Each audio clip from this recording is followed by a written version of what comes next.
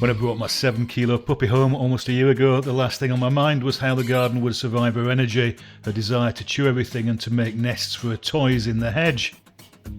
On the positive side, she's slowly chewing her way through the old tree stumps, which suits me just fine.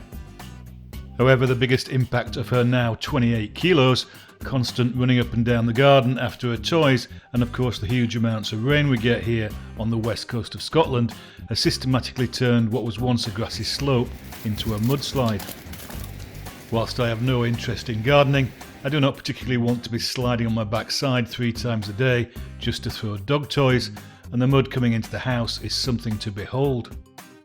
So what to do without having to spend a small fortune?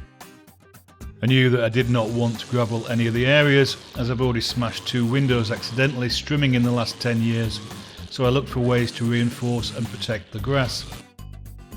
I considered laying down jute on the very muddy areas, but this would mean no grass even in the summer.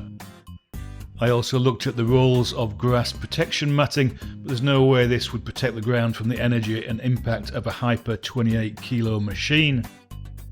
In the end, I decided to try the grids that are typically used for driveways and paths, and as I assumed I'd want to buy more if the idea worked, I went for a branded supplier.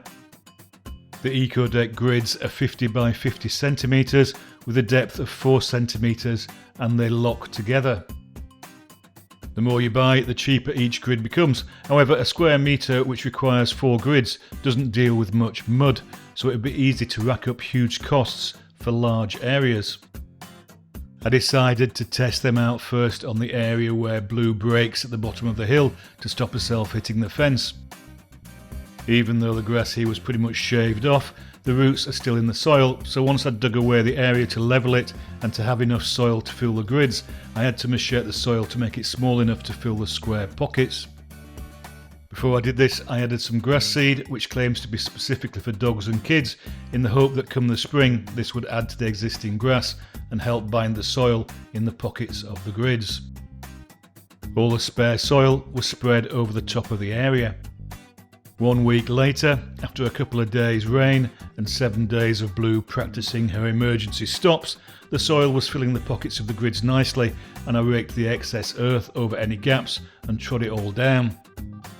I reckon I'll probably have to repeat this process at least once a week for a while.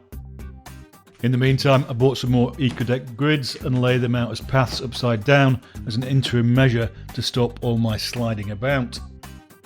Fortunately, Blue's feet are sufficiently big to ignore any gaps in the inverted grids. I don't see much point in putting the effort and energy into installing these paths on a permanent basis until I've seen how the grids perform in the breaking area, so we'll leave them as is until the spring. That said, the sub-zero mornings have started, so in a couple of weeks the whole garden will be frozen and the mud will be less of an issue. Instead, it will be the usual icy slopes that are the challenge. In the meantime, if anybody has any other inexpensive solutions that don't include gravel, I'd be very glad to hear about them. As usual, I'll add any changes, results, problems or successes in the description as they occur. It's all good.